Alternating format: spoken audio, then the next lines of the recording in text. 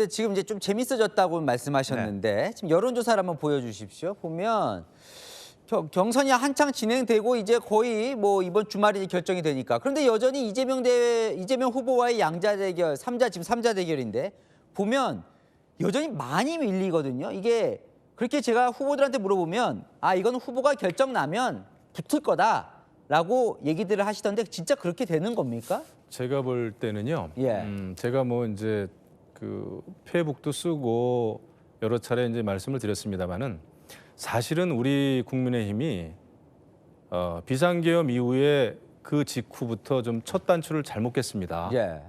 저는 사실 저도 뭐 의회 경험이 있고 그렇습니다만은 그 비상계엄이라고 하는 거는 제가 가진 정당 민주주의, 제가 가진 의회 민주주의 원칙에서 봤을 때는 정말 잘못된 것이었거든요. 아무리 민주당이 의회 폭거를 일으킨다고 해도 병력을 이동시켜가지고 그것을 제압한다고 하는 거는 제 머릿속에는 없는 시나리오인데 그렇다고 한다면은 뭐 이제 나중에 결과적으로 헌재에서도 이제 결국은 탄핵이 됐습니다만은 가슴 아프죠.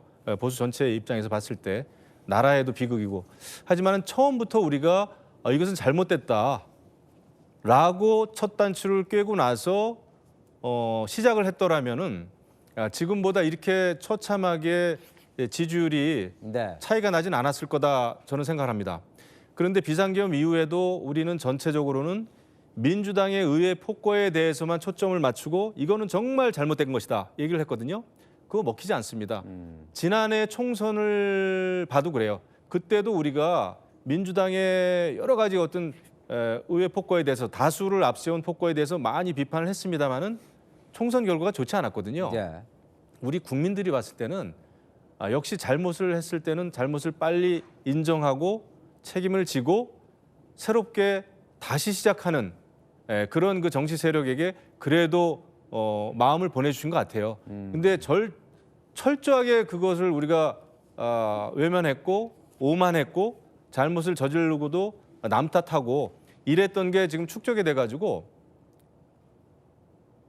국민들이 봤을 때는 국민의힘이나 뭐 윤석열 전 대통령이나 국민의힘 지도부나 더 싫게 느껴진 거죠. 그래서 이것은 저 지지율을 보고도 우리가 어떤 그 반성을 안 한다면 저는 미래뿐만 아니라 당장 코앞에 닥친 선거에서 굉장히 불리할 거라고 저는 생각을 해요. 그러면 개헌 부분에서 찬성을 만약에 확실히 반성하고 찬성하면 저건 다 따라 올라갈 수 있는 겁니다. 물론 시간적인 제한은 굉장히 있지만 저는 그게 우리 이번 대선의 출발이라 생각을 했어요. 그래서 처음에 8명이 나왔을 때도 저는 제가 가진 상식에서는 8명이 다 함께 우리가 1년에 여러 가지 어떤 국민의힘이 여태까지 보여줬던 거 또 윤석열 전 대통령의 이런 잘못에 대해서는 잘못됐다고 대국민 사과를 하고 경선을 시작했더라면 좋았겠다라는 생각을 했는데 뭐 그렇게 되진 않았습니다. 결과적으로는. 저는 그 부분도 있지만 우리 국민의힘을 지지하는 다양한 층이 있습니다. 적극 지지하는 층, 또 뭐 그렇지 않더라도 국민의힘을 지지하는 층, 그리고 또 이제 국민들 중에는 중도나 민주당을 지지하는 분들이 있는데 저는 모든 분들의 마음을 같이 살피면서 가야 된다고 생각합니다. 계엄에 대해서 헌재에서는 뭐라 했냐면 수단과 방법이 잘못됐다라고 이야기를 했습니다. 그러나 수단과 방법이 잘못됐다라고 하는 것은 민주당의 의회 폭거는 있었다라고 헌재에서도 결정을 내렸고 우리는 그 부분에 대해서 지적해 줄 필요도 있는 것이고 계엄의 목적이 그리고 계엄이 왜 이루어졌는지가 상관없이 우리가 계엄 이후에 봤더니 헌법재판소가 사법부가 얼마나 정치적으로 편향됐는지를 보게 됐고 공수처가 그리고 검찰이 그리고 국민의 생명과 안전을 지켜야 될 여러 국가기관이 선관위가 뭐 국정원이 어떻게 망가져 가고 있는지에 대해서 봤습니다. 그러니까 국민들이 결과적으로는 계엄을 통해서 그동안 잘 보지 못했던 것들을 보게 됐기 때문에 그 부분을 새롭게 고쳐달라고 하는 그런 열망도 있고 그것이 길거리로 나오게 된 민심도 있는 겁니다. 그러면 그 민심도 같이 우리가 끌고 가야 되고 더군다나 우리는 정당입니다. 여당이었습니다. 국민의힘이었고 국민의힘이 내세워서 선출한 대통령이었습니다. 그러면 계엄의 잘잘못을 떠나서 그거를 해결하는 방법은 꼭 탄핵이 아니었어도 됩니다. 대통령께서 임기 단축을 포함해서 이 문제를 어떻게 해결할지를 당에 맡겼습니다. 정치적 방법으로 해결하도록 맡겼지만 우리 당에서는 그것을 정치적으로 해결해내지 못했습니다. 탄핵이란 방법 말고도 국론을 분열시키지 않고 할 수 있는 방법이 있었지만 우리는 그것을 제대로 해내지 못한 반성도 해야 된다고 생각합니다. 108석을 줬지만 그 전에도 탄핵을 막을 수 있는 의석을 줬지만 우리는 우리 스스로 포기해서 여당이 대통령을 탄핵으로 몰고 갔습니다. 다른 정치적인 해결 방법에 대해서 고민해보지 않았습니다. 그런 것들에 대해서 당원들이 분노하고 우리 국민의힘에도 실망하는 점도 국민의힘의 정치인이라면 국민의힘 소속의 당원으로서의 정치인이라면 그 마음도 저는 함께 헤아리면서 가야 된다고 생각합니다. 장동혁 의원님 말씀 뭐 그런 면이 있겠죠. 근데요, 제가 좀 냉정하게 말씀드리면은 다 같이 잡고 갈 수는 없습니다. 탄핵이 잘못됐고 대통령이 오죽하면 그러셨겠냐. 우리가 그 대통령을 좀 잘 설득해가지고 이렇게 했어야지. 근데 이게 다 봤잖아요, 그때. 대통령이 거부하고 장문에 뭐 메시지 내가지고 이야기하고 최근에도 뭐 변호사들 데리고 이렇게 하고 한 걸 다 봤고 그 생각 각각 하는 거는 팩트고 그분들의 마음이 있는 것인데 이것도 하고 저것도 한다는 거 제가 아는 정치적 계산은 가능치가 않고 그리고 하나 보여줬던 게 4월 2일 재보궐선거 작은 선거긴 합니다만은 그게 부산교육감 선거하고 경남 거제시장 뭐 전남이라든지 충청권 빼고 거기만 봤을 때 보수 우세 지역이지 않습니까? 네. 거기서 특히 이제 부산교육감 선거는 당의 공천을 받지 않는 곳입니다만은 강력하게 이제 윤심 마케팅을 했던 좀 주류적인 이야기를 했던 분이 나왔는데 또 검사 출신의 아마 권익위 부위원장 출신인가 뭐 그랬던 분이죠. 부산의 전 지역구, 제일 보수적인 지역구에서도 졌거든요. 그리고 경남 거제시장도 말할 거 없고 제가 생각할 때는 국민의힘 캠페인이 8강전에 뭐 탈락하신 분들은 제가 생각할 때 이 경선에서 저런 이야기 해도 되나 싶을 정도로 센 이야기를 했는데 특히 탄핵 부분에 대해서 4강에 오신 분들은 그래도 뭐 홍준표건 이제 김문수건 간에 조금 더 프로스펙티브한 이야기를 하고 있는 것 같아요. 근데 이걸 다시 한동훈을 공격하기 위해 가지고 이게 다시 잘못됐다로 돌아간다면은 저는 누가 후보가 되더라도 되게 어려워질 것 같다라는 말씀 드릴 수 있어요. 그러니까 우리 장동혁 의원님이 말씀하신 게 정서적으로는 저도 100% 이해가 되거든요. 두 번씩 대통령이 탄핵된다는 거는 아까도 말씀드렸습니다마는 모든 당원들 또 많은 국민들도 마찬가지죠. 그 가슴 속에 그 트라우마 상처가 있어요. 그래서 많은 분들은 비상계엄은 잘못됐지만 대통령을 또 탄핵하는 거에 대해서는 굉장히 주저했던 겁니다. 그걸 막고 싶었고 그런 정서가 분명히 있어요. 하지만 정치는 냉정한데 또 선거를 치러야 되는데 이런 상황에서 우리가 빨리 그나마 그 계엄의 강, 탄핵의 강을 넘기 위해서는 헌재 판결까지 내려진 명백하게 위헌적인 상황에 대해서는 잘못했다고 하는 게 그게 만든 겁니다. 그게 의회 법치주의고요. 그게 자유민주주의예요. 그런데 아무리 민주당이 밉다고 해도 민주당이 이런저런 탄핵 유발자는 민주당이죠. 따지고 보면. 하지만 유발했다고 해서 비상계엄까지 했는데 그렇기 때문에 이 비상계엄은 어느 정도 우리가 용서될 수 있다라는 생각을 하는 순간 우리는 대선을 못 치릅니다. 냉정한 거거든요. 선거는 이겨야 되는 거 아닙니까? 또 많은 국민들이 비상계엄이 잘못됐다고 이렇게 판단을 하시고 헌재 판결까지 내려졌기 때문에 그 헌재의 여러 가지 무슨 과정상의 불법성이라든지 뭐 절차적인 문제 이런 거를 우리가 끄집어내기 시작하면은 저는 탄핵의 강 넘을 수 없다고 보는 거죠. 그런 측면에서 선거는 이기고 봐야 되기 때문에 그걸 인정하고 넘어가자 이겁니다. 자, 계엄과 탄핵은 1차 지금 경선에서도 완전히 정리는 안 된 것 같습니다. 지금 토론이 이렇게 열띠게 진행되는 것 같으면 근데 또 다음 주제로 넘어가니까 근데 넘어가기 전에 요거 하나만.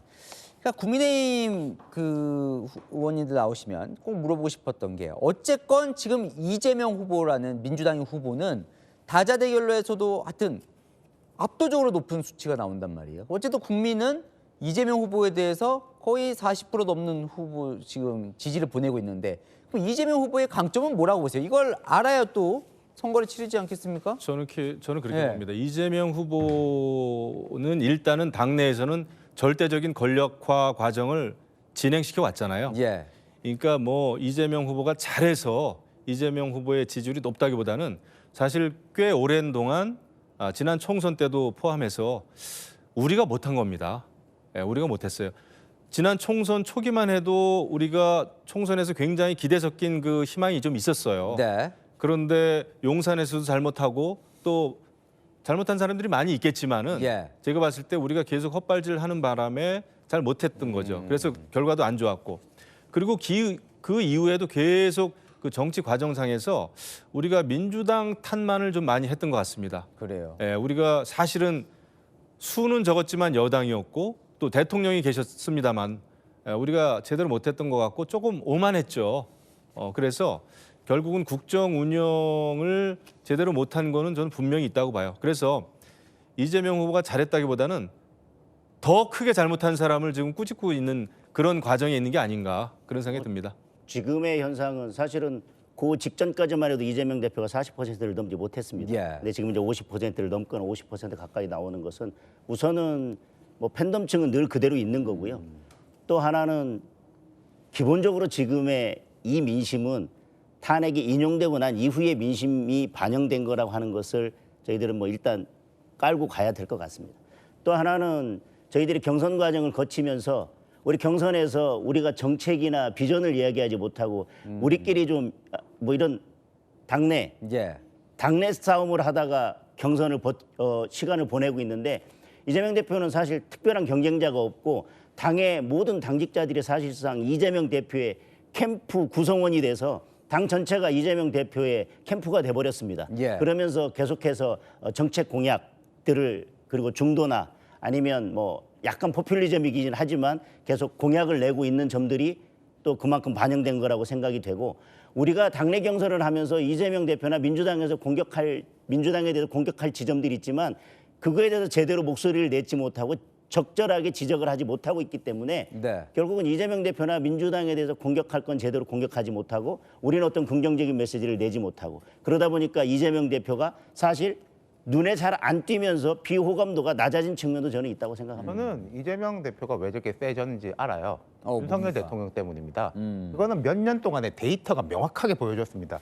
이게 두 사람이요 서로 좀 도와주는 것들이 있는데 지난번 대선 기간에도 윤 대통령이 정치 초보로서 많이 이제 주춤거리는 모습을 보였지 않습니까? 근데 그때는 또 이재명의 리스크가 그걸 눌러준 게 있었고 또 윤 대통령이 정권 초에도 사실은 지금 다들 그때는 처음이니까 하고 넘어갔던 많은 문제들이 있었는데 그때 이재명 대표가 대선에서 졌는데도 불구하고 억지로 당권 쥐고 네. 재보궐선거 때 국회 억지로 입당하고 이런 모습 때문에 윤 대통령이 숨을 돌리는 게 있었단 말이에요. 그러다가 점점 이 대통령의 문제가 드러나고 이재명 대표는 당을 장악하고 이렇게 출렁거리는 과정에서 강서 재보궐선거 기억하실 겁니다. 다들 이 당에서 안 된다. 이건 그냥 로키로 가서 작게 지거나 조용한 선거를 해야 된다라고 하는데 뭐 지금 뭐 수사 결과도 드러나고 있는데 그 억지로 사면 복권 시켜가지고 붙어가지고 왕창 졌지 않습니까? 네. 그리고 총선 때도 다 기억하실 거예요. 처음에 보면은 비명 행사 공천 여기는 어쨌든 뭐 비대위원장이 좀 개인기로 해가지고 분위기 좋다가 황상무, 이종섭, 의대 2,000명 쫙쫙쫙 해가지고 대승했죠. 그리고 최근에도 보면은 계엄 직전만 해도 이재명 대표가 박스권에 있었고 그때는 이제 선거법 2심이 눈앞에 있다. 이런 여러 문제들이 있고 민주당에서도 김동연, 뭐 김경수 이런 사람들이 이재명도 꺾일 때가 돼 있으니까 우리가 한번 준비해 볼 수 있다 이런 거인데 계엄으로 해가지고 일거에 그게 무너지고 이재명만이 윤석열과 상대하는 사람. 윤석열이 나올수록 이재명 이렇게 되고 또 이재명 대표 입장에서는 민주당 내에서 다른 경쟁자들이 뭔가 움직여 보려고 하면은 내란 종식이 중요합니다. 그러면서 본인은 뭐 재벌도 만나고 다니고 대선 행보 계속 한 거 아닙니까? 네. 지금도 보면은 국민의힘에서 이 윤석열이 어떻다 저떻다 하고 싸우고 있는 사이에 이재명 대표가 오늘 신문 같은 거 보시면 되게 경각심 느끼셔야 될 게 이 방향이 옳다 그러다 떠나가지고 우리는 예. 기재부를 이렇게 합니다. 검찰을 이렇게 합니다. 쫙쫙쫙 내놓고 있는 거거든요. 네. 사실 선거에서 이런 이야기를 하는데 경선에서 이기는 사람은 후보처럼 보이는 사람이 이깁니다. 선거에서 이기는 사람은 대통령처럼 보이는 사람이 이기거든요. 예. 보면은 이제 국민의힘이나 보수층에서는 이재명 후보를 향해서 대통령 놀이한다라고 하겠지만은 이재명 후보를 별로 좋아하지 않는 사람이 볼 때도 판은 끝났나? 대통령처럼 보이는데? 라고 인식하게 된다는 거죠. 알겠습니다.